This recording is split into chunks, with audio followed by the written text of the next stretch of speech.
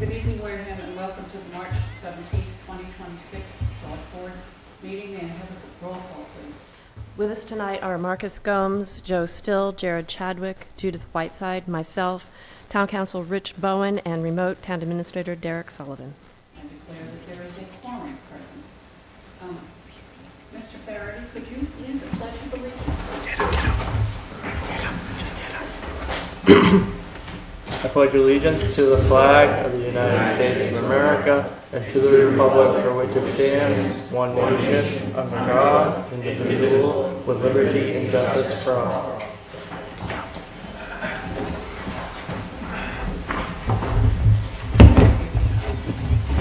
Resident comments. Anybody here to speak on something that is not on the agenda? Anybody have their hand up? Thank you. Announcements. Mr. Still. Not to be Madam Chair. Mr. Chadwick. I just want to head on first. I just want to wish good luck to the 8th graders that are going to DC next week. That's it. None for me tonight. I just want to say congratulations to the boys high school basketball team for winning state champion. They did an amazing, amazing thing. The article in the Wareham Week, I thought, did a marvelous job of capturing the excitement of that game. And we will be having a proclamation at some point, but I just want to take this opportunity to say congratulations so much to the boys basketball team for winning state champs. I have an announcement. It's Mr. Gomes' birthday yesterday, so happy green birthday. Happy birthday. Thank you. And I think somebody had a leprechaun trap this morning, and the leprechaun sort of escaped and made a mess. Did I hear that right? Is that right? Was that you? Was that- Yeah. Made a giant mess of the house, but left chocolate coins everywhere. So it worked out well for everyone. That's Yeah. excellent. That's good. Excellent. And Paw Patrol chocolate, yes. Paw Patrol chocolate. Yeah. I have a couple of announcements. Tomorrow at 5:30 at the VFW, there's a $15 corned beef and cabbage meal put on by the Ladies Auxiliary. They have great meals at $15 for all you need. And starting on the 19th, which is in 2 days, one of my favorite monthly events is the library. Benefits the friends of the library, so help yourself. A really nice thing happened. Driving around town, I kind of got upset about the amount of trees and limbs and yuck. So I did ask Mr. Sullivan if he could ask whether we could have the Saturday brush pile open for the next 4 Saturdays. And the answer is, for the next 4 Saturdays, the brush pile will be open for residents. Make sure you have your sticker, and you can get rid of all that stuff that is still there. And then I have one other thing that I'd like to read into the record because it's really it's long and I apologize, but it's dated March 6th, and it's a letter of commendation regarding Winter Storm Blizzard Hernando. It's to Kevin Riley, Eric Machado, Robin Carbone, Mary Hillier, Barbara Marcosis, Samantha Monas, Patricia Neal, Marie Garrity, Doreen Allen England, Derek Sullivan, myself, Matt Underhill, and Brad Allen. This letter serves as a formal letter of commendation recognizing the extraordinary dedication, leadership, and service demonstrated by numerous town officials, public safety personnel, and municipal employees during Winter Storm Blizzard Hernando, which struck the town of Wareham on February 22nd and 23rd, 2026, bringing over 30 inches of snowfall, rendering all town roadways impassable and leaving approximately 87% of the community without power for several days. At the onset of the storm, Emergency Medical Services Director Brad Allen took immediate action to assist the community by organizing transportation for Toby Hospital staff, ensuring that essential healthcare personnel could safely reach their workplace despite hazardous travel conditions. Director Allen also recognized the urgent need to assist Toby Hospital in clearing a backlog of patients waiting to be seen, which was placing a significant strain on hospital staff and resources. Through this initiative and coordination, patients were transported from children to Wareham Emergency Operations Center, where a sheltering plan had been established, helping to alleviate the burden on the hospital and ensure continued care for the community. Later that evening, Director Allen worked alongside the Emergency Management Director and members of the Wareham Fire Department in a physically demanding operation that required carrying 15 individuals up to a second-story building in order to avoid a potential mass casualty evacuation at a local nursing home. This extraordinary effort occurred while emergency medical personnel. Right, there's complaints that you can't be heard. The mic is on. I just got a text.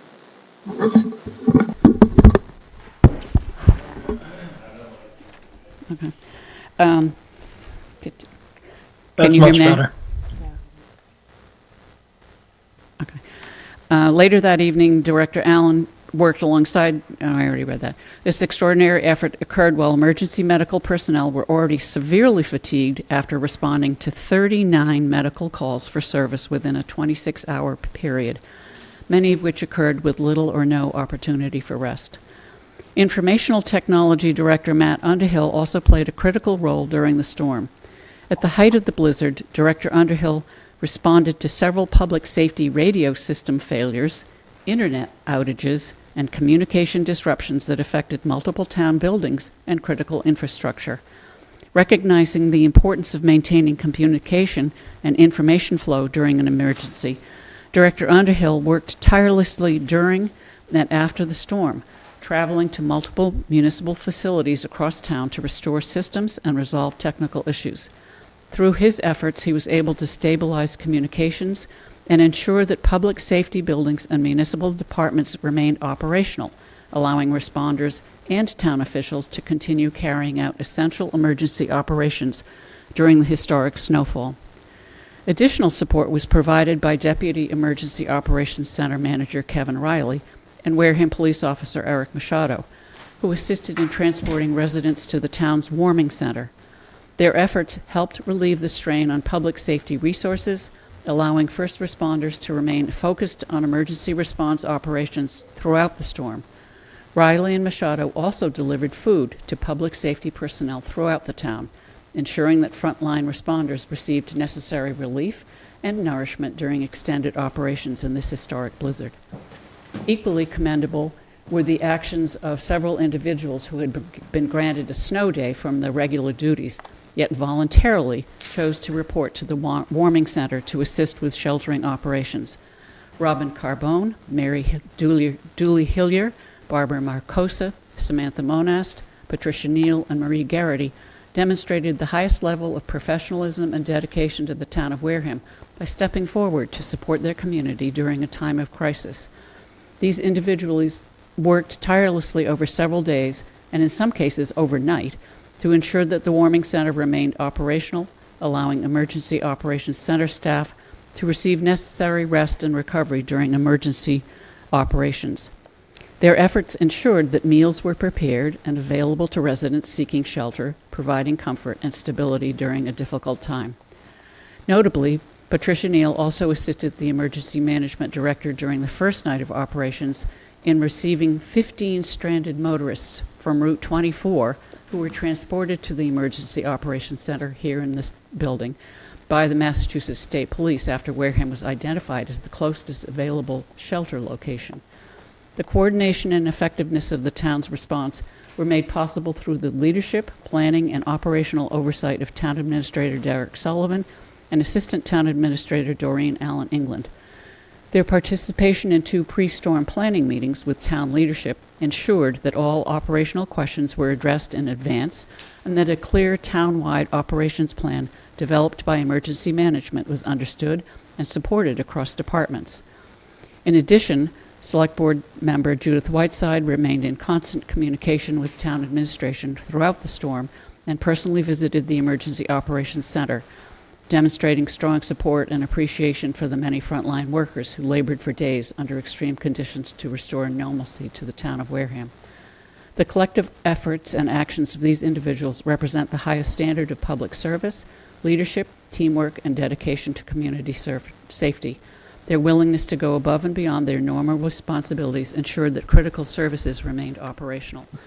Vulnerable residents were cared for, and that the town of Wareham successfully navigated one of the most severe winter storms in its history.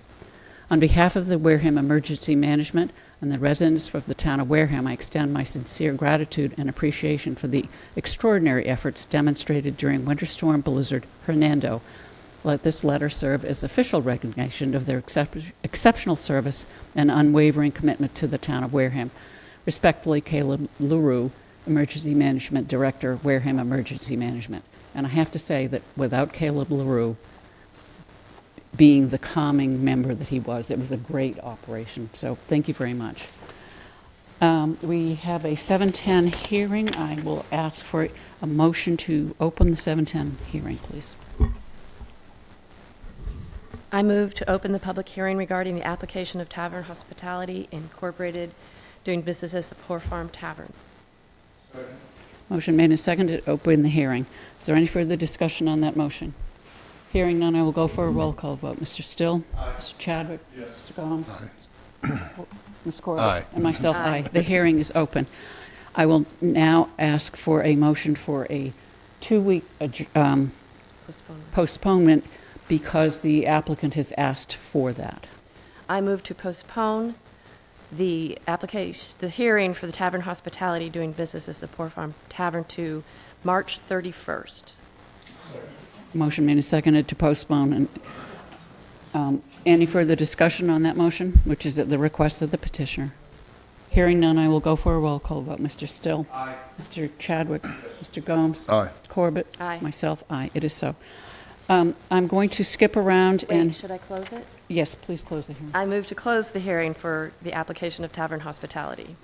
Motion made and seconded to close the hearing. Is there any further discussion on that motion? Hearing none, I will go for a roll call vote. Mr. Still? Aye. Mr. Chadwick? Mr. Gomes? Aye. Ms. Corbett? Aye. And myself, aye. Hearing is closed. I'm going to skip around now to Mr. Faraday, who is on the agenda on item... Item 9B, discussion and possible vote to allocate Serpent hours to the finalization of the open space and recreational plan. Would you identify yourself for the record, please?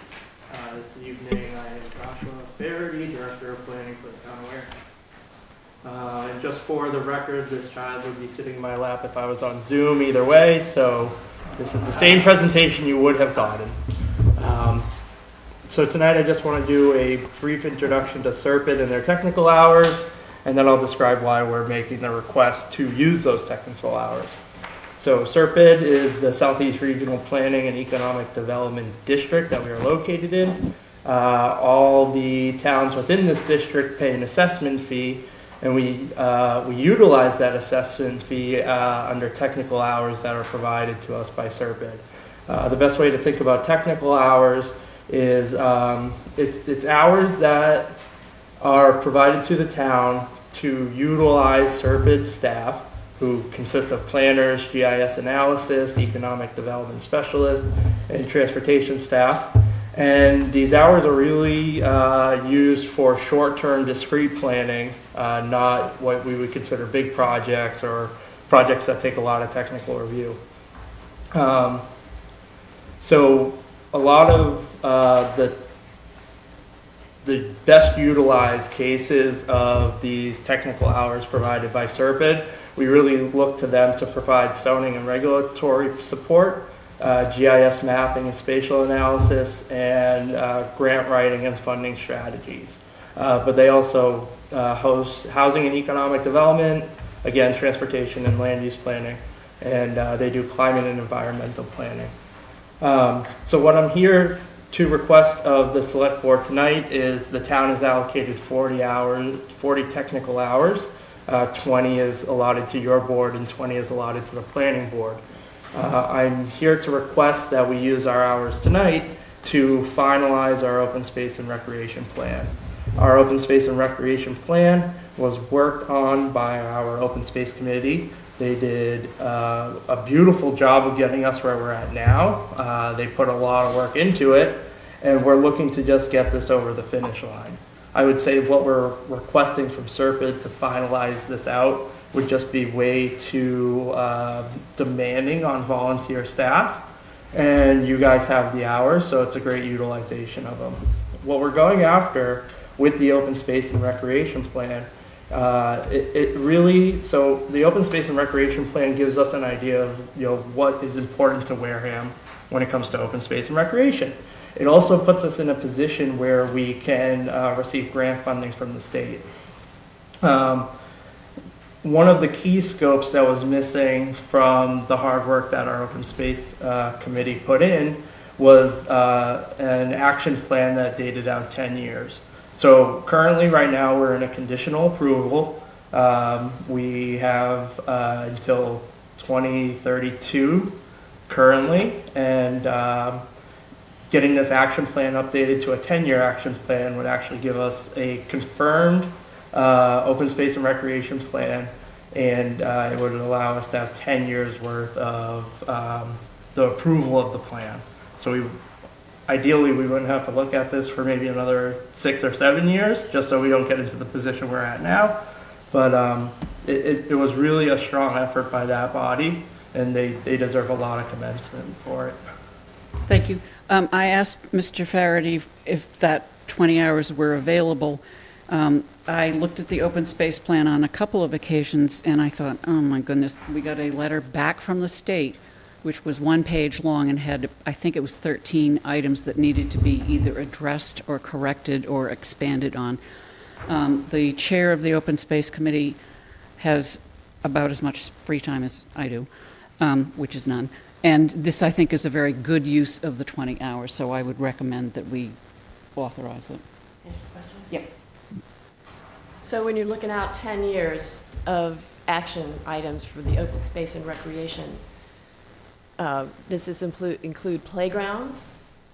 Oh yeah, of and course. Acquisition of open space? It could, yeah. Yep. And this really positions us in a strong stance to receive grant funding that we might not be eligible to apply for with a conditional approval. So finalizing this plan is huge in terms of grant funding. And what's the timeline on the So, finalizing the end date? I could imagine that SERPID would take 6 to 8 weeks to put all the remaining action items together, and then we would submit it back to the state where it would go under their review. All right, great, thanks. It's a 100 and some odd page document with many, many attachments. It's a very good document. It just has to be tweaked. And I would note that because we had an open space plan, we were able to get a $100,000 state grant to count against the $750,000 that we will be expending on Lopes Playground. So that was an additional help. Yeah. So I'll accept a motion. I move to allocate the SERPED hours to the remaining SERPED hours to the finalization of the open space and recreation plan. 20 hours. 20, that's what I was looking for, thank you. Motion made and seconded to allocate the 20 hours under the Selectmen's 20 hours to complete the open space plan. Any further discussion on that motion? Hearing none, I'll go for a roll call vote. Mr. Still, Mr. Chadwick, Yes. Mr. Gomes, Aye. and Ms. Corbett, Aye. and myself. Aye. Thank you. We're all set. Thank you very much. Thank you, Madam Chair, members of the Select Board. Thank you very much.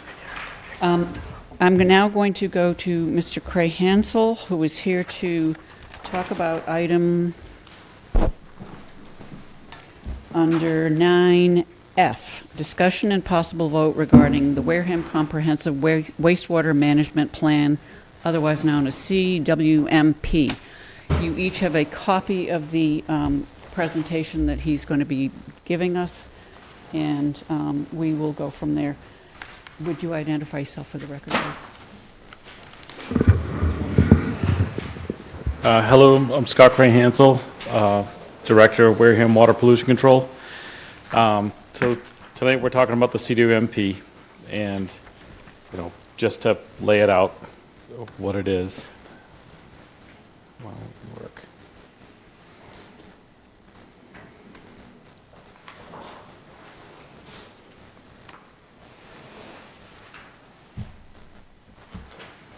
Okay. Well, CWMP stands for Comprehensive Wastewater Management Plan. it was designed as a result of the TMDL. TMDL is total maximum daily load. This represents the load really of nitrogen per day that goes into the Wareham River. The overall plan, and I'll get into it more, but the overall plan requires the town to reduce the total nitrogen 79.4% of what it is right now. Not an easy task, but that is what the CWMP calls for. I wish I could blow this up, but we actually discharge from our wastewater plant up here at the Agawam River, and everything that we discharge goes through and out through Narrows to the Wareham River, upper and lower. We'll get into that in a few minutes.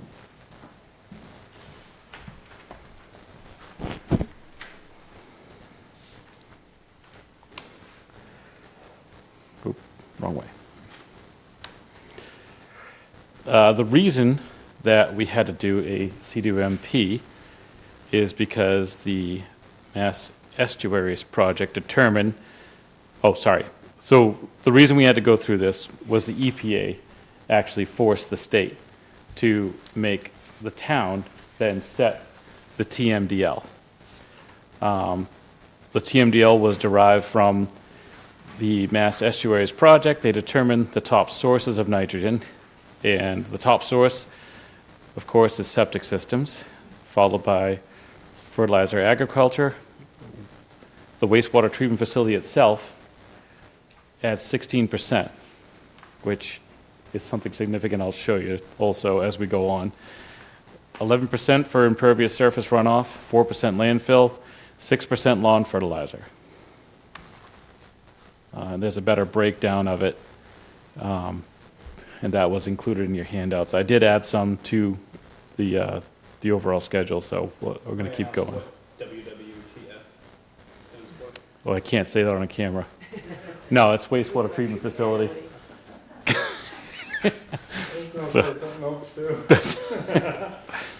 No, it's wastewater treatment facility, I promise. That's what it is. So this figure kind of shows the locations that the Mass Estuaries Project and Buzzards Bay Coalition used to do their measurements from over the course of 2016 to 2018. Additional numbers were used as far back as 2013, 2014 from some additional things that I saw, but I just wanted to put this one up there so you could see where they're monitoring from. Again, the not quite the yellow dot, but close to the yellow dot is our actual wastewater plant. So here is, hopefully you can see the colors there, but they show how the total nitrogen affects the river over the course of time. Obviously in the summer we get a lot more flow, a lot more nitrogen, and it affects the river differently. So again, we discharge into the Agawam River.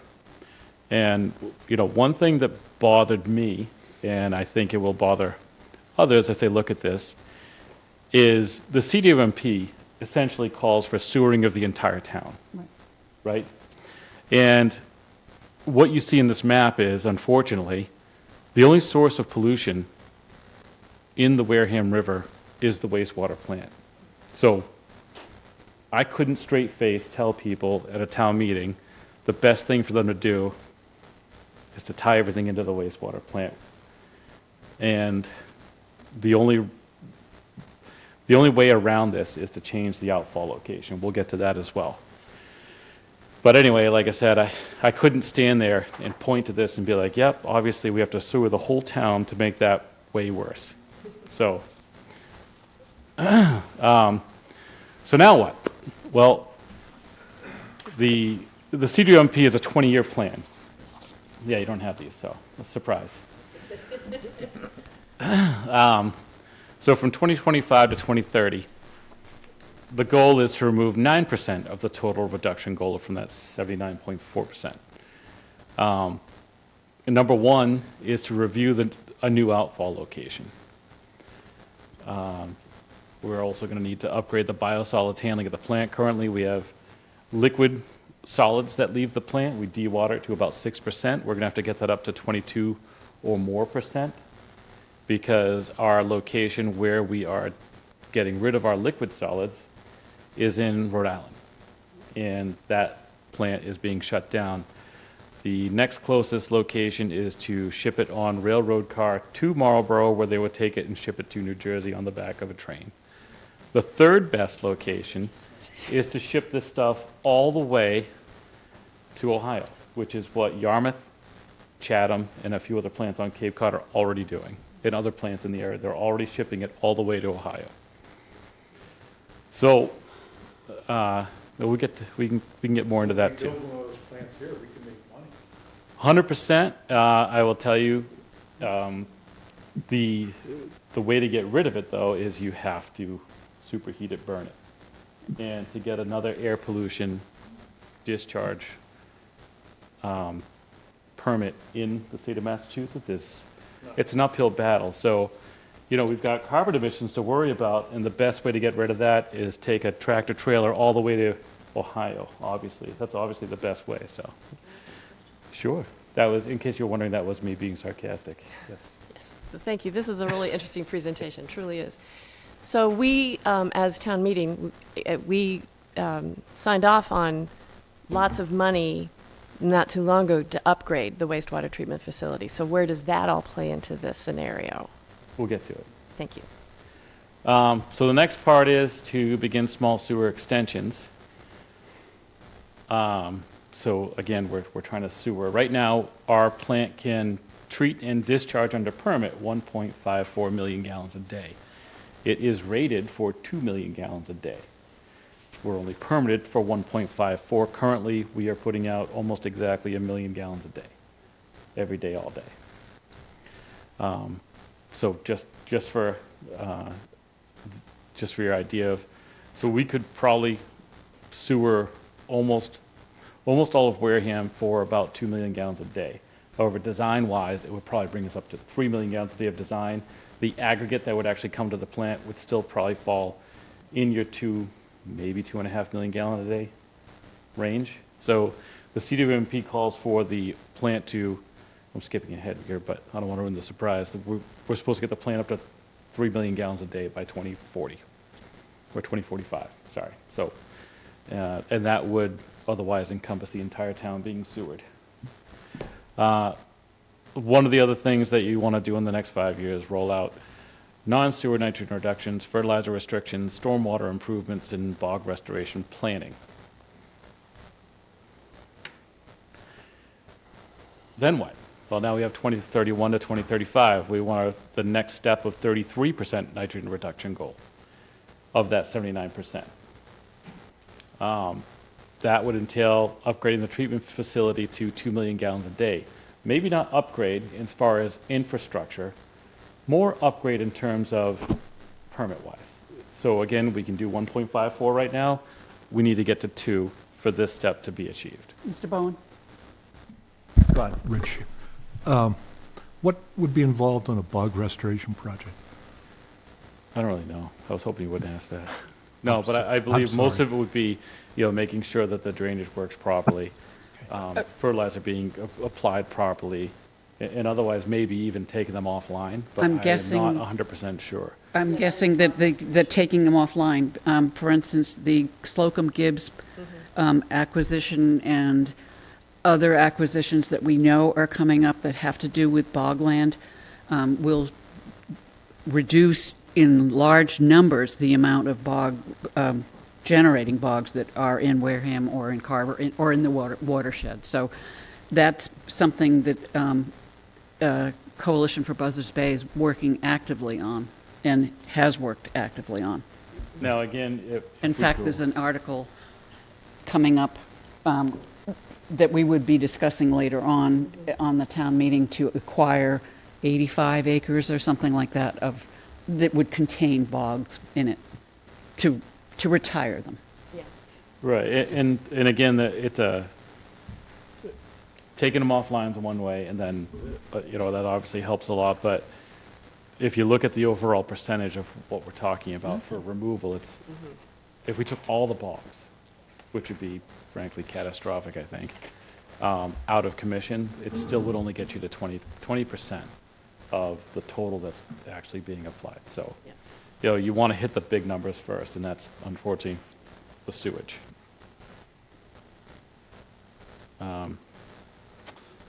So we're in 2031. So the other thing to do is we're going to have to also study the Weeantic River and Buttermilk Bay because they have not had nitrogen limits applied to them yet. They will, but they don't have any yet. That doesn't mean those are the places to discharge. The point is, those are the places to make sure we, are servicing with the sewage and probably stormwater upgrades as well. 2036 to 2040, we're up at 76% of total nitrogen reduction goal. Again, we're expanding the sewers. We're trying to permit the large plant upgrade to get it up closer to 3 million gallons a day. And we're going to continue adaptive management. So the other thing that's important to note on the CWMP, it is a living document. So, okay, it's been submitted as a final, but there is no such thing as final. So these things adapt as the community changes, as things change with result of bog closures, everything else, things change. And there's opportunity to go back and make changes. So I don't want anyone to ever think that everything's in stone. The only thing that's really in stone is the TMDL and the fact we have to do something about it, according to the state.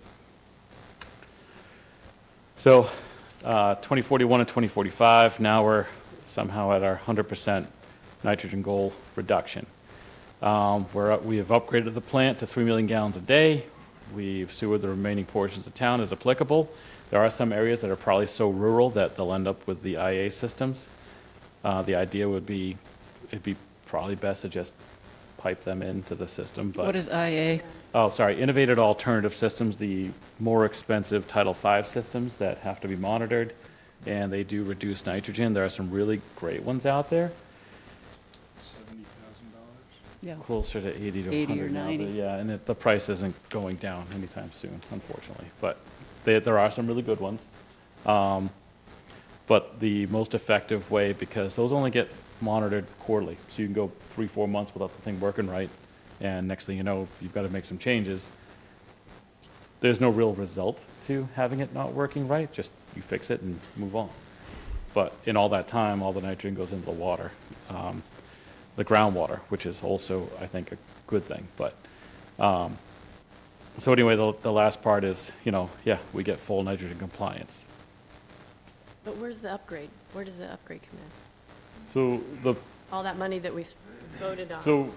So right now, again, part of the upgrade that we just did, we got 2 1 million gallon a day clarifiers put in to replace 3 all cumulatively 2 million gallon a day clarifiers. So each one does a third of 2 million. And now we're down to 2 very large ones. They'll work much better. We still have 6 denitrification clarifiers, and they can go up to 2 million gallons a day. I'm confident on that. We have EQ basins, equalization basins. We get big rainstorms, the big blizzard we just had, followed by the massive melt we had last week. The system doesn't know it happened. The system on site doesn't know that it happened. The system receives the water, it goes into storage basins. We then pump it through over the course of a week, maybe 2 weeks. And again, the system on a daily basis doesn't receive much more than 1 million gallons a day. Wait, is that a good thing or a bad thing? It's an excellent thing. So we are able to take a storm. When I first got here, it was very scary. Yeah. December 18th, 2023, when I got here, it was, 2024. I don't even know. Yeah, 2023. December 18th, we received well over 3 million gallons in a matter of 1 day. Every single basin was chock full. It took us a week and a half to pump through it, but again, the system survived without having everything flush out. I don't know if you've ever seen, when wastewater systems fail, typically you see a big brown swath going down the river because we lose all our bacteria, and it overflows everything and just goes right into the river or wherever they're discharging. Huh? That happened to Potomac. Well, the Potomac happened from an actual force main break that then was on the edge of the river and went into the river. It took a left. It was supposed to go straight, took a left. Yeah. You got And, It's a uh, visual. Yeah. Okay. But yes, same thing. So that won't happen with our plant unless a real catastrophe happened. We have opportunity to recover before it gets to that level. So that's a great thing. We And also has all that money been spent? not yet. Well, it's still under construction. So Yeah. Okay, good. yeah. So and the neighbors at the plant are very aware that we're under construction because there's been notice, and there's really just not much we can do. The entire headworks, which is part of it, has been totally deconstructed.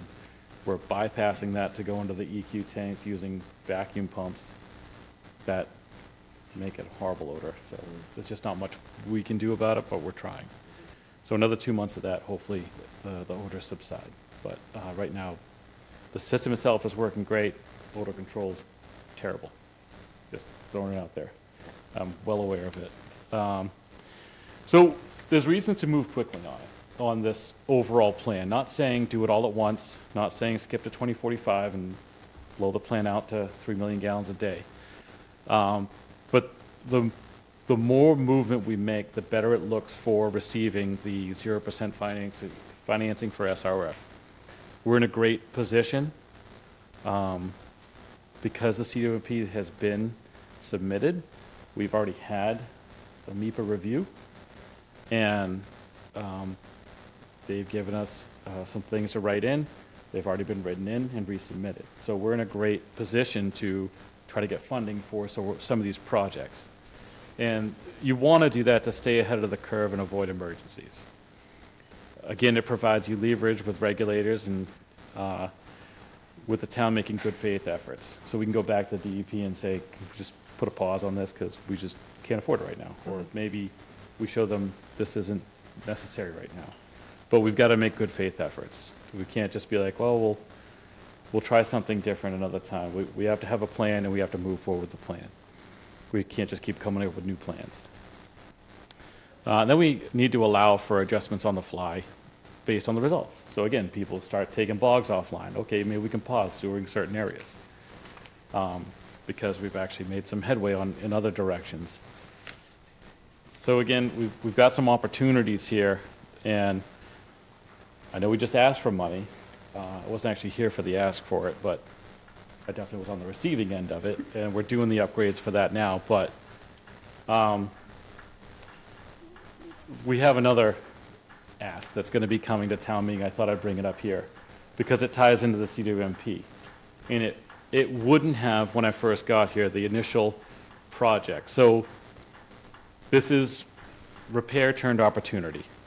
So right now there's a force main that goes from the Narrows lift station up Minot Ave, past the school, and then takes a left, goes under the river with raw sewage, much like the Potomac, and then goes into the plant. There's actually two lines. One comes from the onset area and Cranberry Highway, and the other one comes from Narrows. And they both parallel go into the river. So there's two separate lines. Originally, the plan was to line this line with a balloon-type liner. It did not have any structural integrity. Had the line, which is currently in really bad shape. Again, we're 10 years past its 5-year expectancy. Yeah. So, yeah, we're on borrowed time, just to really hammer that home. It's been giving me nightmares since I canceled the project. So I canceled the lining project because I didn't think it was appropriate. And I was given the opportunity. And again, I don't think it was the wrong move, but it's a little nerve-wracking going another 2 years past the 10-year mark, or the 5-year mark, and it's not fun. So anyway, what we want to do now, we had it re-engineered. We're going to move the force main onto Sandwich Road. What it does is allows us, for the same cost as replacing the line at Minot Ave, it allows us to put a new line in. The new force main is going to be of a better material. It'll last a lifetime, certainly mine. and it will allow for future build-out to West Wareham.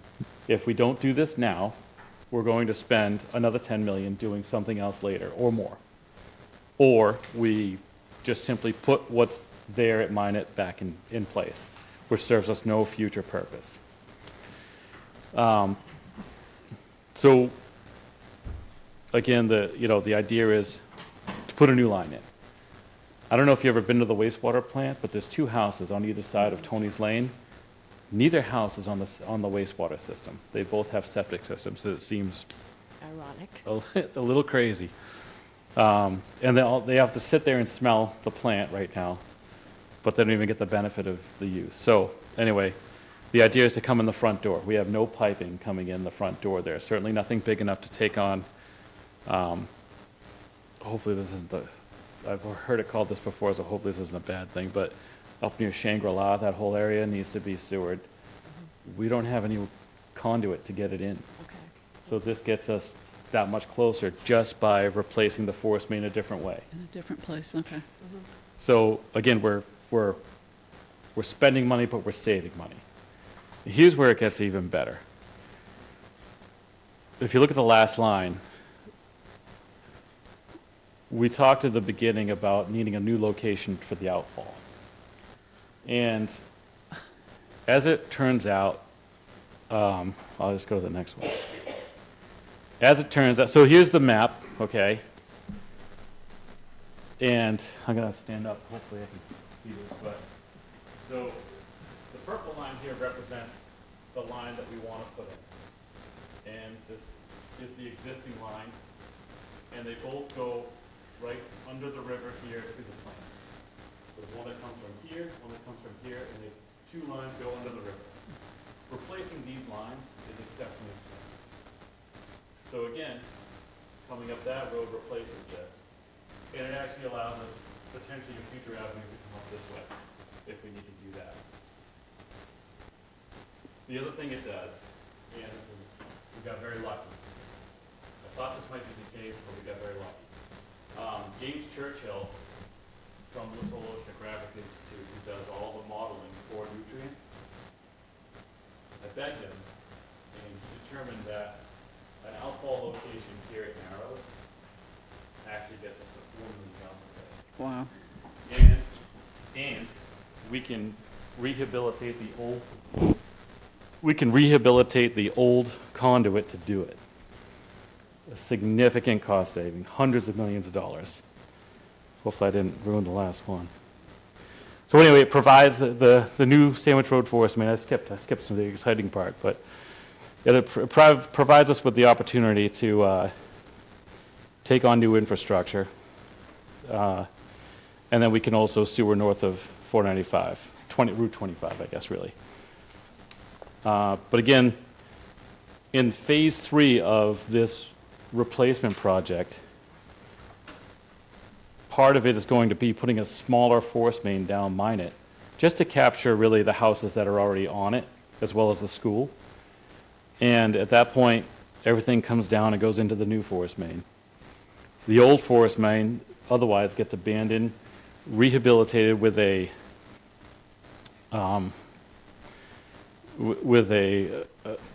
liner that'll be will have some structural integrity to it, so it'll last a very long time.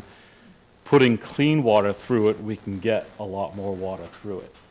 So the original model that we saw, and this is all very preliminary, but the original model we saw with him putting all the data in place, and I asked him to run it at our permit discharge, not what we actually do discharge, because we actually discharge a really high quality effluent, much below the discharge permit limitation for total nitrogen of 4 most of the time. We have blips, but it otherwise stays closer to 2 and sometimes 1.5 or less.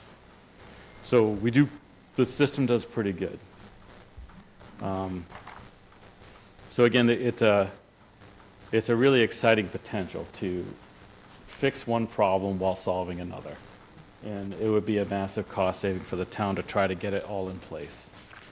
So again, we're going to have another pretty big ask come town meeting, but I wanted to put it out there because if we move that outfall pipe, it gets us to year 2045 as far as discharge point goes. And then it's just, we're adding tanks to the plant, some blowers, the headworks would be re-upped again, but you're not going to spend $200+ million trying to find an outfall out to the ocean, which is what is preferred. But we were able to model it there. I didn't do it. Woods Hole did, and we just got a grant last week. We were awarded the grant to further study it. So again, that's as exciting as wastewater can get. I'd spike a football, but that's all I get. What's the time frame for up to Shang? Any ideas on that? Oddly enough, they were on the later part of getting sewered, which I didn't quite understand because they're very tight around a lot of the water bodies up there, but they don't impact the river as much. So to kind of go back to, Just wondering, that way I can sell my house before. yeah, they don't show it, but if you look at the red area, where we discharge is very red and it gets less and less and less. And it's getting less and less and less as it goes by areas on the north side of it that aren't even sewered. And that's the part that bothered me. Because then I got to tell people all the way up there, well, we got to sewer this. But if you look north of on the Agawam River, the water's perfectly, it's blue. It's a colored blue. It's got a very low nitrogen concentration coming into it. So all that model shows me is the more we sewer the town, the worse we're getting in the river. But again, the discharge point at the Narrows, the water's deeper. It's the confluence of two rivers, the Agawam River and then Agawam River.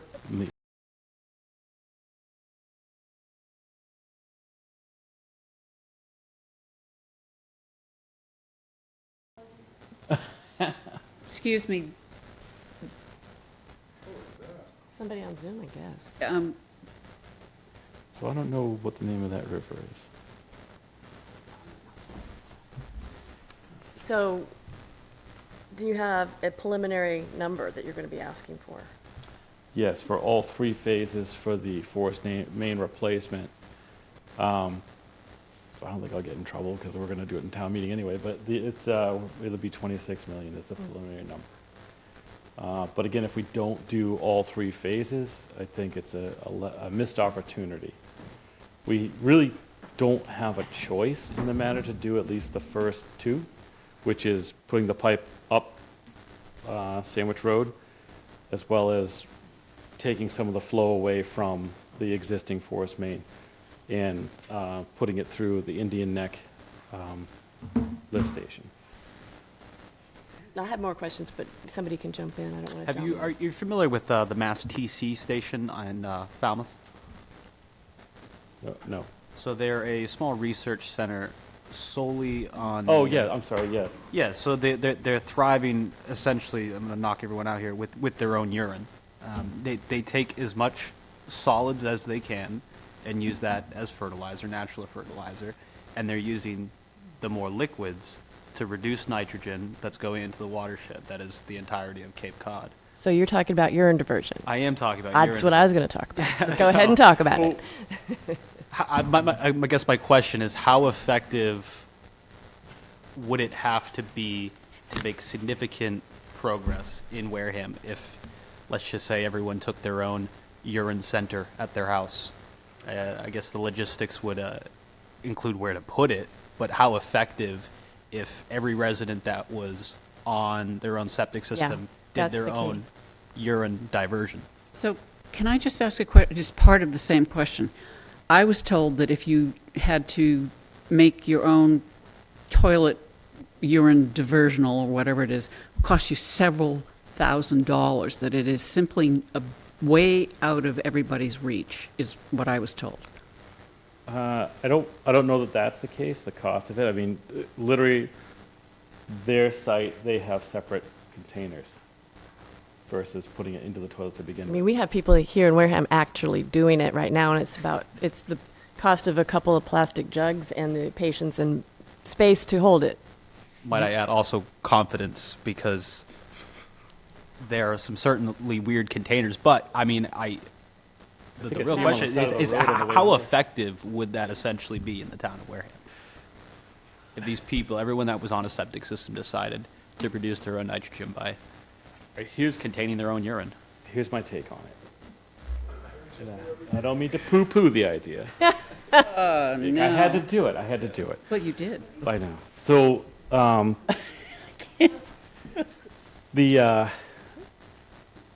is it feasible? Okay. I can't get people to wash their hands after going to the bathroom. I can't imagine getting people to pasteurize properly their urine to then put on their garden, their lawn, whatever it might be. So,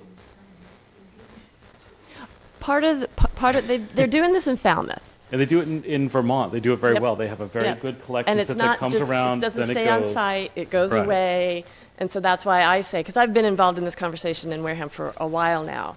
And, I don't have a large enough piece of property to contain the waste that needs to be contained and then eventually taken away. But I think it's something worth thinking about as an alternative to getting these extremely expensive and not terribly proven septic upgrades, IAs, or whatever it is being talked about. That's my thought, at any rate, that it doesn't cost thousands of dollars. I don't disagree. Mm-hmm. And I've seen the Clevis toilet. It's kind of a neat composting toilet. I've seen those in action. Back in my younger years of wastewater treatment, they had IA treatments in Eastham on the water, and they had a composting toilet plus the IA system. And it was pretty effective. It was pretty neat. And you're right, some of those technologies for the IA are not proven. They are expensive. They probably are not monitored as much as they should be. However, the testing facility in Bourne, I don't know if you've been to that, is pretty amazing, and they put them through a pretty rigorous test. So there are some newer systems that meet the criteria with the level of monitoring that they're prescribed. And again, the testing facility will tax them. They hit them with slug loads, double the volume, half the volume. They want to see how the system really works. They do a really good job at it. Again, as far as urine diversion goes, a certain amount of plumbing involved, not a lot. The composting toilets they're not cheap. They are pretty effective. I guess my question is, where does it all go? So if you brought me a truckload of diverted urine to the treatment facility to be treated versus pasteurized and spread somewhere else, I don't know what the overall program is. It would probably swamp the system to put straight urine into the wastewater system. It's a very high concentration, 85 plus. And that isn't the plan. Parts per million. Right. So now you're talking about spreading it on the ground or Yeah, somewhere and just know that I think what you have come up with is amazing, and I think it should happen. So I don't want you to think that I think this is a tomorrow solution. No, What you have done here is great, and I am in favor of it. I think, Joe, we were just tossing this out there for the future. So the Creative CWMP thinking. actually lists it as options. So again, Okay. we haven't ruled anything out. Good. The overall point that I was trying to make in the presentation was, because I could go through all the options, we could be here till tomorrow, and the World Baseball Classic's on. So, but sewering, you have a very good infrastructure already in place. Yeah. Sewering the town at this point seems to make a lot of sense. If you lived out in some of the more rural parts of Cape Cod where they don't have anything in place yet, no infrastructure, no pipes in the ground, there's not even public water in most places, they're still in wells. Now you're at the tipping point of, do you do IA systems or do you do package plants? You take a community, you put a wastewater plant right there, discharge it back to the ground. And I like those too. I've operated hundreds of them. One of the things that I want to say is I looked at the two binders that have been in our office for 2 or 3 months, because you gave us, we printed a copy of the whole thing. Most of the pages are blank. They're just trying to scare you away from it. No, they're not. Oh. You're looking at the person who actually reads that stuff. And I have to say that the original plan was the stupidest thing I've ever read in my entire life. To create an outfall 4 million miles away from wherever it was. It was just plain D-U-M-B. This makes sense. It's first of all, it's backed by current science, not by something 10 years old, which is what a lot of that document was full of. It was nonsense. This to me makes sense. You have explained it in simple terms, in terms that make sense for current neighborhoods, but also for neighborhoods that exist without sewage and with a high population density. So I think, I mean, I don't want to keep you here all night long, but I think this is a much better idea than what was originally on the table. In all honesty, yes, because it eventually does lead up to Shang and Glen Charlie. I looked up a new septic tank for me. I looked up a new septic tank for me, and like you said earlier, it would be about 90 grand, as opposed to them putting the pipe through Glen Charlie Road, and I think a pump out system was an eighth of that. Yeah. So I think what you needed from us was a letter of support for the ongoing concept of the continuing, working on it. So we can draft one. Are you going to present at town meeting? Is that accurate? Yeah, I'll try to do something better, but This is really good. It made a lot of sense. So is that what we're doing? No, what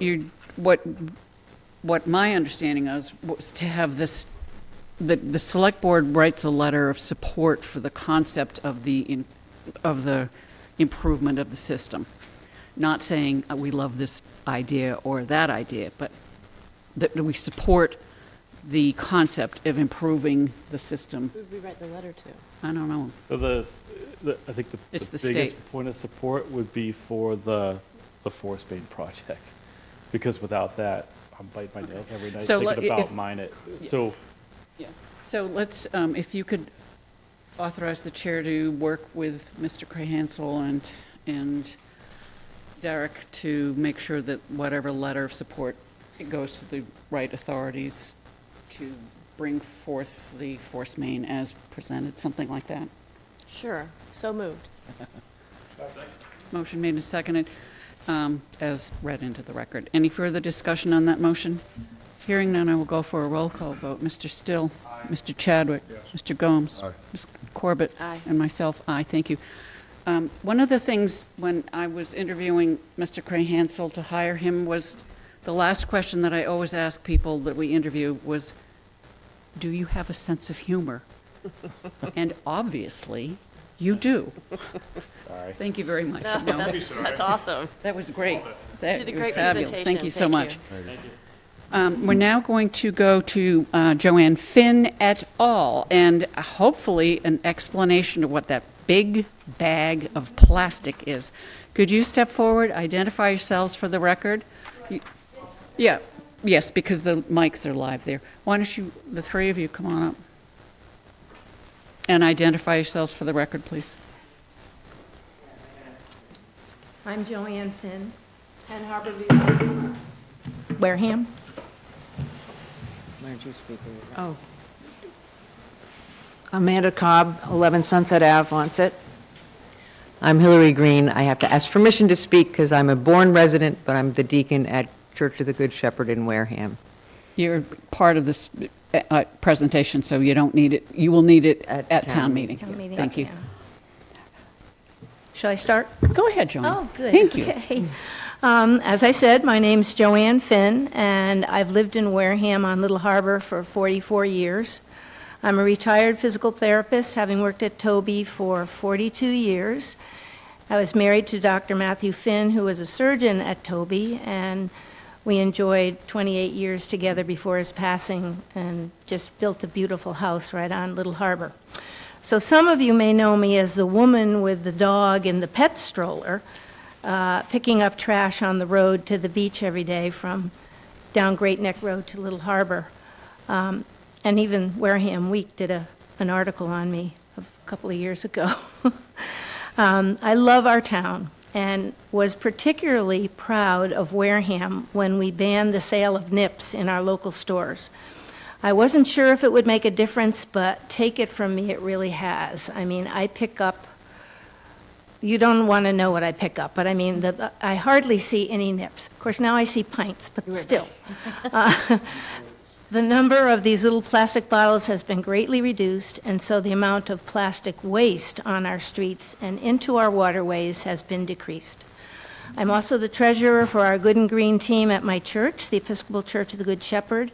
Our team was founded 3 years ago by our deacon to work together on reducing, reusing, and recycling in our church community and beyond. And you may have seen some of us wearing our Good and Green vests as we collected trash during our participation in the annual Don't Trash Wareham cleanup days, hosting a table at the Wise Earth Day event, and more. So because of my love for this town and keeping it beautiful, I wanted us to address another big waste issue: single-use plastic bags. As of May 2025, 163 Massachusetts cities and towns have banned single-use plastic shopping bags. Almost 50% of the 351 towns and cities, representing over 70% of the Commonwealth's population. Bans are present in all 14 counties, and Massachusetts has more local bans than any other state except California, which really amazed me. Plastics are harmful to wildlife and degrade the environment. The bags are manufactured using fossil fuels and can persist in the environment for centuries. Reducing the use of these plastic bags will drastically cut down on the amount of waste on our roadways, in our waterways, and in our landfills. And there is no systemic way to recover plastics once they enter lakes, oceans, and other waterways. People don't want to pollute or litter, and they want to do the right thing, but we need policies and tools to make it easier to do so. The first step towards change is raising awareness and start to change the culture in the minds of both the retailers and the consumers. This change will not affect the use of other bags such as trash bags, newspaper bags, dry cleaning bags, fruit and vegetable bags, bread bags, so we will still have ways to dispose of garbage and pet waste. There should be very little increased cost to consumers other than the one-time cost for purchasing reusable bags. And frankly, I think most of us, I know I must have like 50 of those tote bags, and I keep them in the back of my car. Stores can provide paper bags or free boxes for consumers who forget their reusable bags. For instance, I frequently shop at Stop and Shop, Aldi, and the dollar stores, and they have all stopped the use of plastic bags. I know Stop and Shop and the dollar store don't charge for paper bags. I think Aldi might charge maybe a nickel for a bag, I'm not sure. So we can create a generational shift in the way that we think about harmful materials, the long-term benefits of which should far outweigh any very minor inconvenience. In closing, Wareham has the opportunity to join with the 2/3 of the population of our Commonwealth and become a part of the solution, as so many of our neighboring towns, including Bourne, Fairhaven, Plymouth, Falmouth, and Sandwich, have done. I can't imagine why we wouldn't want to make this change to help keep Wareham beautiful. Thank you, and thank you for your service to our town. Thank you. I just, we should have said this up front. This is petition article number 18 on the warrant, and it is a petition article which has been properly submitted, and it is to, as Joanne has pointed out, get rid of the use of certain kinds of plastic bags, but not all. Right. Yeah. And you did that in 3 minutes, so perfect. Hey, See, I yeah. timed myself and it was 4:05. No, But I think I'm nervous, so I probably talked more quickly. All right. Anyone else? What is that? I brought visual aids. So, as most of you know, I'm a member of the Wareham Recycling Committee as well as a volunteer at the Recycling Center. And as such, we see a lot of plastic bags coming through the recycling world especially in the last 3 or 4 years since we've been participating in the Next Trek Plastic Bag Challenge and Bags and Film Recycling Program. Those are the people that make Trek's composite decking and benches. Anyway, this bag represents 1/6 of our weekly collection. This is probably more than 10 pounds, and we basically take in 6 of these bags in a week. We're only open 5 hours a week. So now this has a lot of trash bags and other things, but essentially this is all the kinds of plastic that we're at least attempting to minimize, if not eliminate completely. So we take this in, we weigh it and photograph it, and then deliver it to the collection point. That is to say, we pretty much have one of these bags every day of the week, and that is representing only the plastic bags that get dropped off at our center. So that does not account for the thousands of bags that go into the trash or erroneously into the recycling bin, where they risk gumming up the machinery at zero waste or any other processing point. And as an aside, the plastic bags of all types are one of the major contaminants that we see in our single-stream bins at the recycling center, even though there's a sign on every single bin saying no plastic bags. And we go in with big poles and fish them out as best we can. But anyway, and then you see them as you drive around town, and the orange bins with the lids popping off practically full, to the brim of things in plastic bags. So anyway, nor for that matter does this take into account the many, many bags which find their ways into the trees, marshes, bogs, beaches, and other waterways here in Wareham. So you can see why the Recycling Committee wholeheartedly supports this initiative, and it may not be a perfect solution. It may be a gateway to a larger initiative, but it is a great place to start. And as they say, there is no such thing as a way when you throw something away. Yeah. And you have enough benches now, right? Yeah, you don't need any And more. they discontinued the guaranteed bench program. Now we get into a lottery for, because there's so many people Because there's- participating in this, which is, And there are too many bags. yes, Good. that which is people are good for the environment and too bad for us. Thank you. Any questions? Okay. Again, as I said, I'm Hillary Green, I'm the deacon at Good Shepherd, and we started this Good and Green team, and we first started focusing on recycling, but also we're now focusing on reducing, because all of these plastics are made from fuels that then have an environmental cost also. And I love that the wastewater presentation was before us, because, it said only 4% was a landfill causing too much nitrogen, but this article might be able to help a little tiny bit to keep, because they are plastic bags are the #1 contaminant in recycling systems. They clog the systems, and because there are a lot of automated recycling centers, and you can't fish them out once they're in the waterways too. So, and I know I'm friends with a lot of local businesses, and I know the concern is, well, plastic bags are cheaper than paper bags. And if we had to turn to paper bags, it would be an added cost. But there's a real easy answer to that it's called skip the stuff. So a smaller business can just say, do you need a bag? Don't just automatically hand one out. And also that then really we don't need a bag to carry one thing. And that's another awareness issue we can do. I don't know everybody's age, but some of us might remember a doggy bag was a brown paper bag with like something wrapped in tin foil. And those are both very environmentally easy and easier to transport around. For the large businesses, Joanne mentioned Stop and Shop and Aldi's, and Shaw's is the bad example. I've tried to work with them because they use plastic bags all the time, put 1 or 2 things in. The paper bags are hidden below. So I went to upper management and we said, well, we just follow the town regulations. When I talked to Stop and Shop, I said, so why do you have paper bags in every? He said, it's just easier. We do it in every store because when we were trying to guess that this town does this and this town does this, it would be a cost savings to the big chains to say, just in every store will be this way.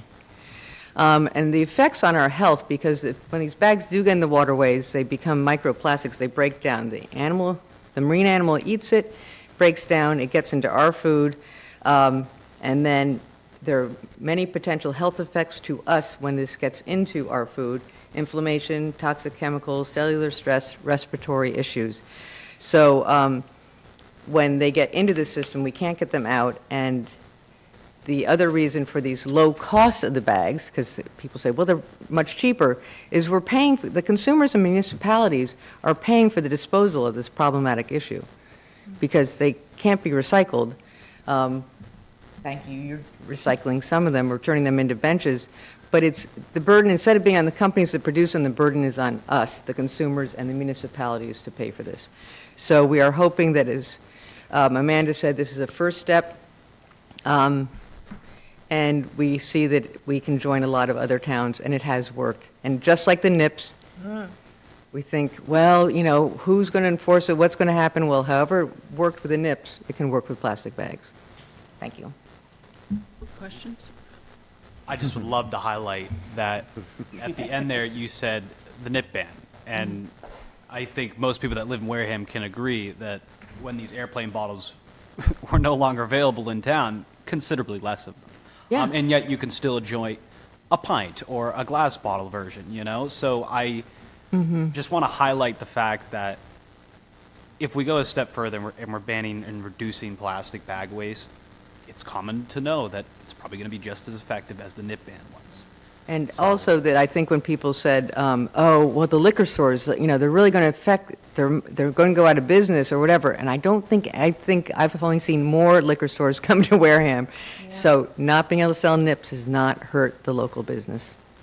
Thank you from all of you. Thank you so much for loving the environment the way I do. Yesterday, when I went down to do my daily pickup at Little Harbor, it was just so perfect. Okay. I drove down, and a plastic bag was floating across. On its way to Little Harbor. To the sand. I thought, there it is, you know. Yeah. I mean, they're everywhere. I fully understand the reasoning behind it, 100%. But I just want to say, I've never once in my entire life brought all the groceries in the house with paper bags without having one of them fail and ruin everything in that bag. Just want to say that. That's why you need to use. But honestly, it's because you have all the teenagers bagging them, and they literally overload every single one. That's why you need your tote bag. And they I agree with that. And they underload the plastic ones. They put one or two things in it. Now, I've had plastic bags rip on me. Yeah. Yes, And it's very true. The tote bags, you say how you keep them in your car. I probably have 100 of them. Always forget to put them back in the I forget car. oftentimes, too. Always forget to put them back in the car. As another aside, I just noted that New Bedford has, they have some logo, you know, special plastic, special tote bags, grocery bags with their logo and reduce, reuse, recycle messaging on it. And I've just emailed them to find out how we can get some. They got theirs through a grant. There's their dump, their you know, regional trash disposal district got some money, and they're distributing them to their population. So, And again, it's not, Look a lot of them forward are to- handed out for free. That's why we all Yeah. have tons in I our, have so many. yes. so I don't think that's. an Yeah, issue. you know, I am in favor of all this. I hope, love the recycling folks, and I'm, I guess, a little confused. What exactly is going to be banned? Just shopping bags. Just the Plastic. single-use Single use, the plastic. white and the gray bags that you get at At Walmart. Walmart and Shaw's, basically. Okay. Not That's the, it. CVS. not the, like, fruit bag that you put. Nope, in. nope, you can still, you'll still have those, Even and though you can buy, anyway, you can buy reusable ones of those. But yes, I believe they're called the checkout bags, then- bags in a retailer. What you then put your purchase. presumably restaurant takeout version of those bags. Right. But like, for example, certain restaurants have more in heavy-duty bags that have actual sturdy handles and don't break. And I don't think those would be affected by this at all. How would these be enforced? How was the nip ban enforced? Because I don't know. I don't know either. Largely self-enforced, unless, Tell the stores you're not allowed to have them anymore, and Yeah. And poof, were there fines and stuff, or is there some type of, I don't know how it was done. We talked about this before when you did your other presentation. The town is not going to take an active, hire somebody to go around checking to see whether you're using plastic bags or not. That's simply not the case. It's going to be the self-regulating and self-gratifying, I Would guess the would be the town right way let to say them it. know? Would there Oh, be yeah, a- no, the town would let everyone know. Right, that Because it there's a would be, ban. yes, it would become a bylaw. Right. Okay? And everyone would be notified of the kinds of bags that they wouldn't be able to use. But one of you has a list of the things that would still be okay. The poop bags, the gray bags that you can put your avocados in, and Yeah. look, read that list again, because I think Okay, that's important, Joanne. I'm sure there's more of it too, but it was, where is it over here? Trash bags, the newspaper bags, that your newspaper comes in. These are all allowed, just. Yeah, Yes. yeah, we're not addressing that. Dry cleaning bags, fruit and vegetable bags, bread bags. I couldn't think of anything else. The poop. pet food bags, those are a completely different material anyway, and not recyclable under normal conditions, not even by Trex people. They have a I pick up a different lot of those too. composition. Thin film bags typically without handles used to contain produce, meat, or fish. Bags sold in packages containing multiple bags intended to be used for home food storage, garbage waste, pet waste, or yard So waste. just to continue, because I need logistics so that it becomes a town bylaw in some fashion and is approved and by the Attorney General, comes back here, and then how are we going to talk to Walmart? Well, we're going to have lots of education. Education. We're going to have newspaper articles which say that this was passed at town meeting. We can get the press to certainly beef it up. And one of the things I think I suggested to you guys was to go into the schools. The schools, we already, yeah. Yeah. Kids teach their parents Right. Yep. Oh, yeah. the new stuff. So if Right. you went into the fourth grade and said, oh, these are the kinds of bags that mom and dad can use, or grandma and, whoever, but you can't use these, they're going to go home and do that. And if you were able to get a grant that had reusable bags and send the fourth graders home with a couple of those, you'd really do that. We would certainly let our large businesses know that, is the answer to your question. And the good news is, we're not reinventing the wheel. We can just go to Bourne or Barnstable and say, how did you enforce it? How did you do that? And- And we are in the schools. We are working Yeah. with Beyond School Time, Yeah. with Bethany? Kelly. Well, yeah, but Bethany Chandler. So we're trying to set up, getting them to start working on like a collection during Earth Month, which is next month, and things like that. So because we do know that they take it home and go, why are we using these? These kill whales. And Jared, I'm willing to bet that after a few times of forgetting your bags, I hate forgetting them because I actually like those better. Yeah, they're sturdier, right? Sturdier, because Leave then I'm them like, on your it door made less handle. trips in the house. So I'm like, all right, jam everything in. leave them All on right. your door handle, Yep. But it That's is. the It's- thing. and front it's like- door. And I will tell you, one of our 85-year-old members of our team has said to me, he said, when I forget my bag, you know what I do? I just put everything back in the cart, take it out to my car, and put it in the bags there. And I looked at her like, oh my Yeah. God, I never thought of that. Yep.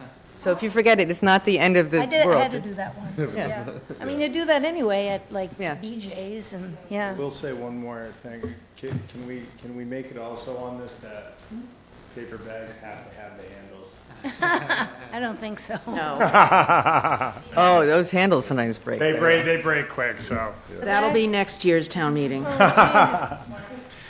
Yeah, so thank you for everything you're doing. I mean, I know Mr. Still over there probably loves the initiative that you guys all share the same interest too.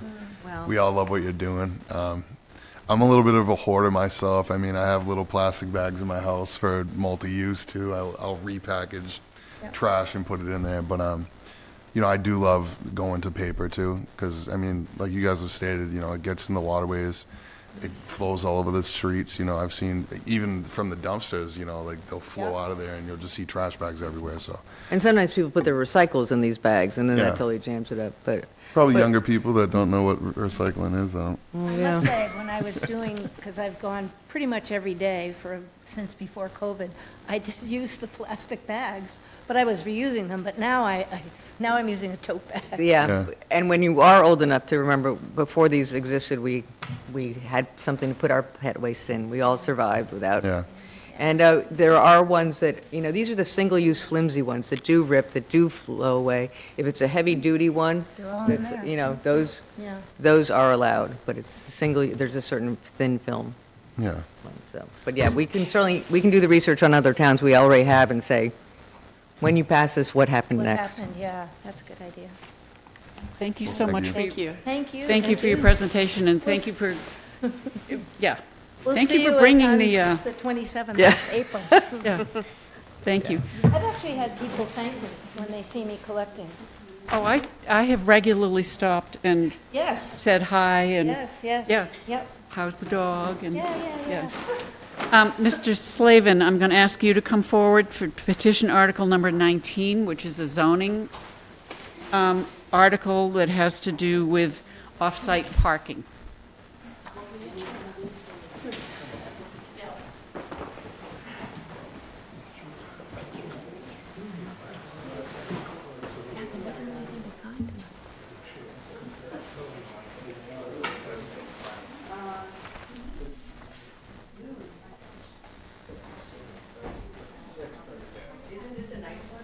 Oh yeah.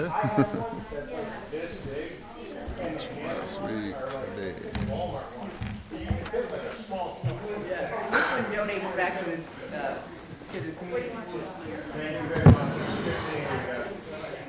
Always give me 2 bags. Would you identify yourself for the record, Mr. Slavin? We're going to have you do the article, petition article number 19 is a bylaw suggestion. You will be having at least one public hearing through the planning board, April 16th. April Excuse me, April 16th. 6th, sorry. I've already been before the planning board initially. but you have to have a hearing. The hearing is April 6th. Okay, so there will be a hearing, a public hearing, where there will be, obviously, a public hearing, where people can ask questions back and forth. Can you do your presentation within the 5-minute limitation that you will have at town meeting? I probably can do it in less than 2 minutes. Good. First question I have is, has everybody read the article? Will you identify yourself for the record, please, sir? Alan Slavin, former 12-year select board member, currently on the finance committee as clerk, chairing the capital planning committee, but I am here as a private citizen. I also, just so you know, for SERPED, I'm the former chair of the SERPED. I'm currently what we call the New Bedford at-large SERPED commissioner, and tomorrow I have a meeting with the finance committee for SERPED that I'm on, and also the personnel committee. I'll see what I can do to move your requests for the 20 hours. The problem is there's 27 communities. As of January 1st, every community can ask for those hours. You just so used know. a minute of your 5. That's okay. This is very simple. We have retail businesses, restaurants, etc. We're in a village, and the village was never designed for parking cars, etc. Most of the people in this particular area that I've listed have no parking of their own. They don't own anything. So what we're looking to do, which the city of Boston has done and New Bedford has recently done, is taken public parking and allow it to be counted as parking requirement. If there's a site plan review, if there's basically 10 or more required spaces, anything within a 3/8 mile of that particular business can count as parking. That's simple as that. That was a minute and a half, Judy. Questions? I made sure that most zoning articles are so convoluted, most people can't read it and they don't pass town meeting. It requires a 2/3 majority. I try to make sure this was simple, clear, and anyone can understand it. My wife helped me write it, so sorry. I'm guessing that there will be several questions in terms of bringing our public parking places to ADA compliance, because passage of this article would require that we do a whole amount of that, I'm guessing. I don't know, but I'm guessing that that would be a question. I know it came up when you talked to the planning board before, so I'm just letting you know that I think I that's can going to answer that. continue to be a question. ADA is the responsibility of the town, not the parking spaces, unfortunately. Okay, any other questions for Mr. Slavin? Thank you. Thank you. Thank you. Excellent. Mrs. Slavin, thank you. I'm sorry to make you go last, but you know what? Identify yourself for the record, please. You have Community Preservation Fund reserves, Cranberry Manor. Sandy Slavin. Sandy, yeah. And I have quite a few articles, and I will be here to one at a time. Where Yep. would you like to start? How about the fund reserves, which is the first Article 12? This is the standard annual request for our funds. We are required to put in 10% of an estimated revenue into our three reserves: open space, historic preservation, and affordable housing, and 5% into our admin expenses. And that's what this article is putting the funds into these four categories. It was estimated that we would bring in about $1.5 million in FY27. It's a standard article. It's Standard article. standard article that is passed every year. Any questions of her? Okay. Could you go to number 13, which would be Cranberry Manor? Yes. Thank you. The Neighborhood Works Housing Solutions, which is a not-for-profit organization, is putting up 41-bedroom units behind their facility off of 220 Cranberry Highway. And they are looking for $300,000 from CPA to show the support for this particular project. This is just shy of the courthouse, on the Yes. same size as the courthouse. This Behind presentation, behind the buildings that exist there now, there is open space back there, and that's where they would be building these 41-bedroom units. right. We know that they've been before the Affordable Housing Trust, which I believe supported it. And they came here, and we asked the question about whether people could have dogs, and the answer was yes. So I think that was going to be a biggie. And there were other questions, but yeah. And you were satisfied with the answers that you got? Yeah, Yeah. yeah. Okay. It was just awareness, mostly. Yeah. Any other? It is a large project, about $25 million. The $300,000 is just a recognition that the town supports the project. And I think it's important, you said it's a not-for-profit. For-profit. So the problem the townspeople have had previously is giving CPA money to a for-profit. We were able to overcome that, but this is a not-for-profit organization, and it is 40 all senior units. So, excellent. Go on to number 14, Mrs. Slavin, which is the Beaver Dam Conservation Project. Yes. The Buzzards Bay Coalition is looking for $700,000 from CPA funds for purchasing 98 acres, of which most of it are existing bogs. If you go down Route 6 toward Marion, just before you get to Cool Cone, you see bogs on the right and bogs on the left. That's this property. The bogs go up, and you can see it off of Hathaway Road. As you heard earlier, we are trying very hard to try to reduce the amount of nitrogen that goes into our water system. This is one of those efforts in which we take bogs out of production. It may take a few years, but they will come out of production. They will be turned into natural waterways. There's a project way up in Shangri-La doing that with abandoned bogs. There's a project coming along Crooked River to take care of the bogs there and turn them into better waterways. The big bogs that you mentioned off of the one in Wareham and Carver off of Wee Wee Antics. So there are efforts. This is one more step to try to reduce the amount of nitrogen, but it's also going to be into walking trails and things like that, because at the north side of this property there is upland. And so this is just 700,000 out of the total $1,050,000 project. It is an ask, and CPA funds are available for it. It's also appropriate under open space, under the CPA law. Oh, yes. Yes. Yeah. Everything you have been presented has been approved by Community Preservation Committee because it meets the criteria of valid projects. Well, I can appreciate that area getting restorated, as that's my old stomping grounds. So, and I do believe we had the ability to tour that project, or at least I did. Nonetheless, I think my big question, and if you can add some insight, what was the overall timeline for the restoration project? The restoration project for this one hasn't come before us yet. This is just to purchase. Their plans are to do it. There's been no plans submitted, no time frame given. I believe there was maybe continue to do the bogs for maybe 5 years before they stop. But Buzzards Bay Coalition will be giving us a plan when they get it done. It isn't happening right now. This is just to purchase the property, and then they can start the planning. Okay. You don't plan until you own it. Any other questions?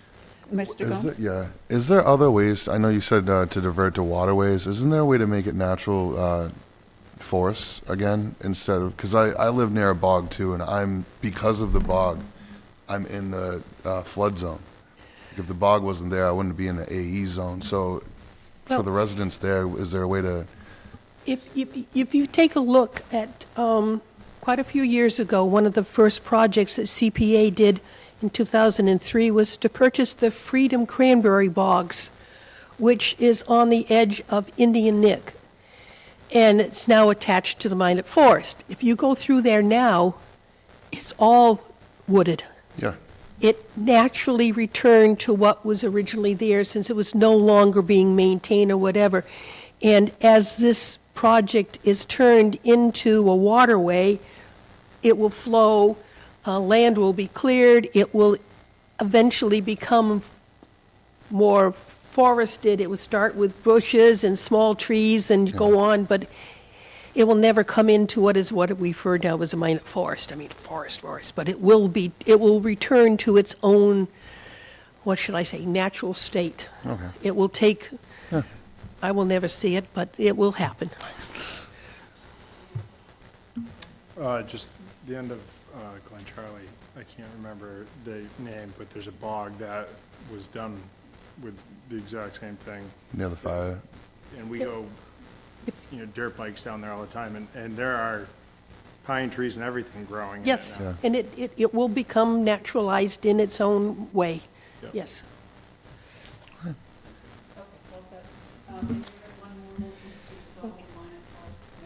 Yep, wait a second, another packet.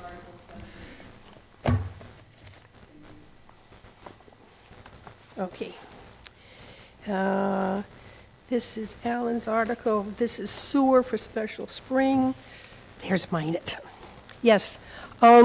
This is a request in 1951 in Special Town Meeting, Article 40. They decided, in Article 39, the town accepted William Minot Forest property to become William Minot Forest. In Article 40, they created a committee to oversee and maintain and manage that property. It's right now 200 acres. What I'm looking to do as chairman of the Minot Forest Committee and chairman of the Open Space Committee is to dissolve the Minot Forest Committee and turn that responsibility over to open space. There's no reason why we have two organizations working on our town-owned property, and it's forest and open space. One of the reasons is we couldn't get a quorum. Can't get a quorum to get Minot Forest. In the Minot Forest. In the Minot Forest. We're supposed to have 5 members, we have 3, and we just can't get together. But open space is supposed to have 5, we've got 4. So there's I think a better chance of working with Natural Resources and Gary Buckminster to work on the Minot Forest as to Right now, we're trying to get a new kiosk made for the top of the Minot Forest Trail behind the elementary school. Anyway, so that's what this is. It was formed in town meeting and has to be dissolved at town meeting. So, quick question, because I think part of the Minot Forest duties are to clear trails. Is that accurate? Yes, we do recommend, we don't do the work. We identify areas that we might want to have cleared, and Mr. Buckminster does all that work. Okay. And it, with our direction. And that would happen under open space? And open space would be doing that instead. Okay, thank you. Are some of the members on both committees on both committees? Are any of the members on both committees? I'm on both committees. Thank you. I'm chairman of both committees. Any other questions? No? Okay, thank you. Mrs. Slavin, thank you so much. Okay, then I guess I'll be back for special spring when we talk about the sewer articles. Thank you. Thank you. Thank you so much. Let's go back to licenses and permits, number 8. If you can do that. So I move to renew the following seasonal all alcoholic beverages common vicular license under the provisions of Chapter 138, Section 12 of Massachusetts General Laws pending payment of fees, completion of paperwork, and satisfactory inspections. Project Half Shell Incorporated, doing business as Cohog Republic, Eric Bevins, manager, 197 Onset Ave, Onset, Massachusetts, 02558. License number LL262. Motion made and seconded to approve is read into the record. Again, this is a renewal. Any further discussion on that motion? Hearing none, I will go for a roll call vote. Mr. Still, Mr. Chadwick, Mr. Gomes, Aye. Ms. Corbett, and myself, aye. It is so. I move to renew the following seasonal all alcoholic beverages retail package store license under the provisions of Chapter 138, Section 15 of Massachusetts General Laws pending payment of fees, completion of paperwork, and satisfactory inspections. NAP Liquors Corporation, doing business as The Jug Shop. Ashish Kumar Patel, manager, 219 Main Street, G, Wareham, Massachusetts, 02571, license number 26-3. Motion made and seconded is read into the record. Any further discussion on that motion? Hearing none, I will go for a roll call vote. Mr. Gomes. Aye. Mr. Chadwick. Mr. Still. Aye. Mrs. Corbett. Aye. And myself, aye. It is so. I move to renew the following seasonal common victular license under the provisions of Chapter 140 of the Massachusetts General Laws pending payment of fees, completion of paperwork, and satisfactory inspections. Items 1 and 2, as printed in the agenda. Motion made and seconded as read into the record. Any further discussion on that motion? Hearing none, I will go for a roll call vote. Mr. Still. Aye. Mr. Chadwick. Mr. Gomes. Aye. Ms. Corbett. Aye. And myself, aye. It is so. I move to renew the following seasonal weekday entertainment licenses under the provisions of Chapter 140, subsection 183A of the Massachusetts General Laws pending payment of fees, completion of paperwork, and satisfactory inspections. Items 1 and 2 as printed in the agenda. Motion made and seconded is read into the record. Any further discussion on that motion? Yes, question? I did not abstain from the second article for Cotland. I'm going to ask you to restate your motion then, Ms. Corbett. Is that so C? Yes, see. Okay.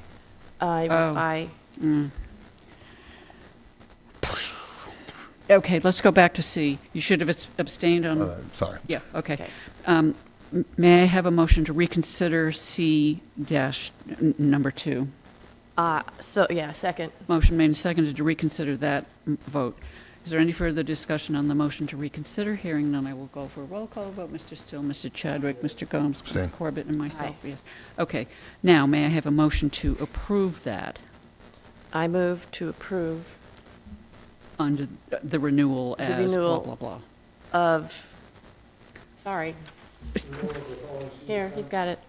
Yep. License under the provisions of Chapter 140 of Massachusetts General Law, and payment of fees, completion of paperwork, and satisfactory inspection on 1, Project Half Shell Inc., DBA Cohog Republic, Eric Bevins, manager, 197 Onset Avenue, Mass. 02458. 558, Eric Bevins, manager. Number 48764. Motion made, may I have a second to the Second. motion? Okay, motion made and seconded. May I have is there any further discussion on that motion? None. Hearing none, I will go for a roll call. Mr. Still, Mr. Yes. Chadwick, Mr. Gomes, Aye. Ms. Corbett, and myself, aye. Aye. Now may I have the second one? For Cartland, because he's got I thought those. we did that one. Yep. Renewal of the fall, I move for the renewal of the fall season common vic license under provisions of Chapter 140 Massachusetts General Law, pending payments of fees, completion, paperwork, and satisfactory inspection.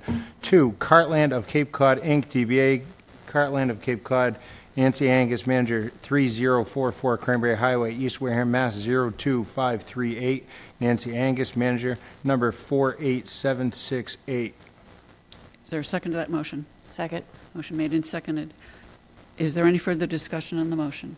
Hearing none, I will go for a roll call vote. Mr. Still. Mr. Chadwick. Aye. Ms. Corbett. Aye. And myself, aye. And an abstention, is that correct? Yes. Okay, abstain. thank you. Okay, now let's do E. one at a time, Okay. please.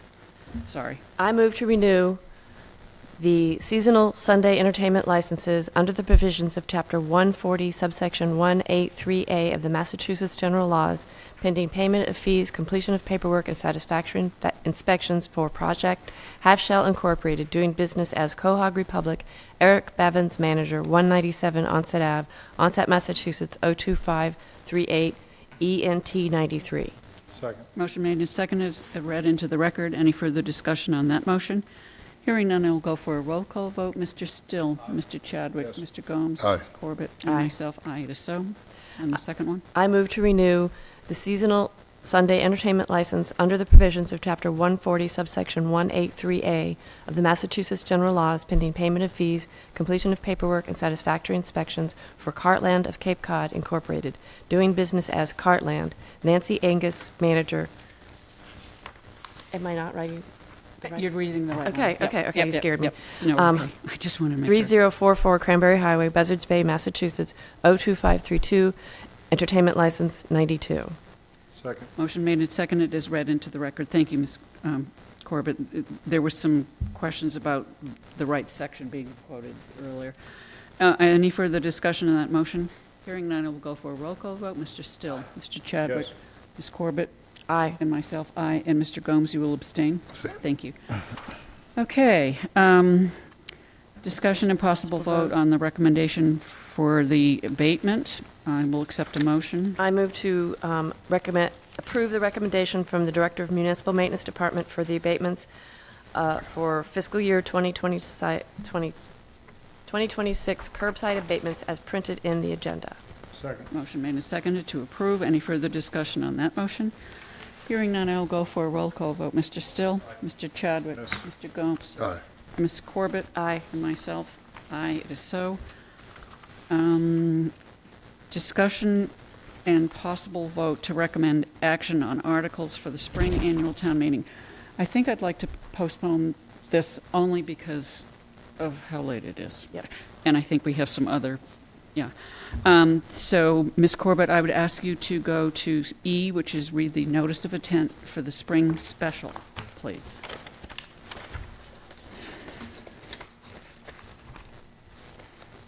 Is it this one? Oh, this one? Yes. Notice of April 27, 2026, Spring Special Town Meeting, Commonwealth of Massachusetts, Plymouth, to the constables of the town of Wareham. In the name of the Commonwealth of Massachusetts, and in accordance with the provisions of the Wareham Home Rule Charter, Section 2-4C, and the bylaws of the town of Wareham, Division 1, Article 1, Section 2, you are hereby directed to notify and warn the legal voters of the town of Wareham that a special town meeting has been called by the Select Board to be held at 7:30 p.m. on Monday, April 27, 2026, at which time the business of town meeting shall be transacted. The warrant for this meeting will open Friday, March 20, 2026. The last day for submission of articles to be inserted into the warrant is Tuesday, March 31st, 2026, at 4 p.m. Petition or petitioner's articles will be accepted up until 12 noon, Monday, March 30, 2026, at the above address. The warrant for this meeting will close at 4 p.m. on Tuesday, March 31st, 2026, and you are hereby directed to serve this notice by posting an attested copy thereof upon the town's principal bulletin board on or before March 20th, 2026. Hereof fail not and make due return of this posting with your doings thereon to the town clerk, given under our hands at Wareham the 17th day of March in the year 2026. And then I read the select. Yes. Select board. The Wareham Select Board, Judith Whiteside, Chair, Sarah Corbett, Clerk, Jared S. Chadwick, Marcus S. Gomes, and Joseph M. Still. Thank you. So we have now noticed the public on this. This will be posted on the town website. It will be on the town website. It will also be at the clerk's office. Because it's a special town meeting, any petition article must have 100 signatures. That is, I just want to make sure that the public understands that. Let's now move on to discussion and possible vote to appoint town council. Mr. Bowen has been town council for a couple of years, but I would ask that he give a synopsis of how long you've actually been in service for the town, with the town. Mr. Bowen, would you identify yourself for the record? Thank you, Madam Chair. Richard Bowen, Town Council. In one form or another, I've represented Wareham for approximately 38 years. I was Wow. 3 years old. Mr. Bowen. I'm 24 years old. That beats my life. So the better question, Mr. Bowen, is, do you really want to? It's been a great honor to represent you. And, you know, the last dozen or so years have been particularly close to my heart because I essentially function as in-house counsel. And it's given me the wonderful opportunity to be able to sit with individual selectmen, members of different boards, department heads, and work one-on-one with people with the idea of trying to head off problems rather than wait for problems to occur. You know, in the business of law and in other professions where billable hours are the measure, something like a lawsuit can become a successful product launch. That's not something that's necessarily advantageous to you. So I work hard to try to make sure that if there's a problem, we get it ironed out. If something's going the wrong way, I'm talking to people and can hear that it's going the wrong way. And it gives me a chance to say, hey, do you really want to do that? Or if you do want to do it, try it this way, maybe not that way. You know, things like that. And it's given me such a level of satisfaction that, you know, for a lot of years I didn't have. And I thank you for the opportunity to do that and hope to continue doing it for you. Thank you. Sounds good. Lock the door. Could you please let us know what courts or you are licensed to appear before? Well, it ranges from the Massachusetts courts, which go all the way from our local district court to Superior Court, the Appeals Court, the Supreme Judicial Court. I'm a member of the Bar of the Federal District Court, the First Circuit Court of Appeals in federal court, and I'm a member of the Bar of the United States Supreme Court. Overqualified, yes.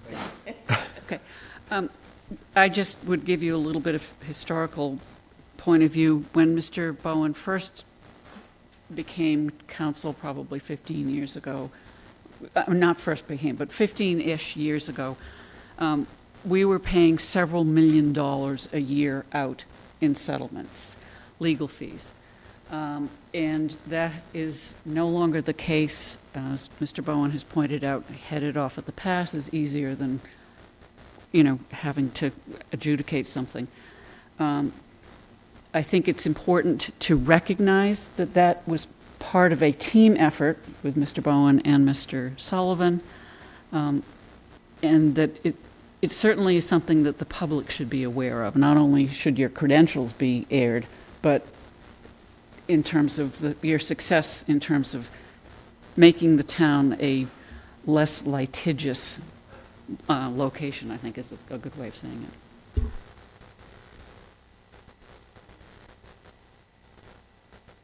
I'll accept a motion. I move to appoint Richard Bowen for a one-year appointment as town council for the town of Wareham. Second. Motion made and seconded to appoint a one-year appointment for Mr. Bowen. Any further discussion? Hearing none, I will go for a roll call vote. Mr. Still? Yeah. Mr. Still, Mr. Chadwick, Mr. Gomes. Yes. Mr. Corbett, and myself. Aye. Thank you very much. Thank you for letting me serve. Well, thank you. Mr. Sullivan, I don't think we have any 48-hour business. What? Is Mr. Sullivan still there or not? Okay, fine. Then we will skip that. We have a set of minutes. Oh, we have liaison reports. Mr. Still? None for me, Madam Chair. Okay. No. I have none either. None for me at this time. Me neither. Okay. I move to approve the March 3, 2026 Select Board meeting minutes, regular session. Second. Motion made and seconded to approve is read into the record. Any further discussion on that motion?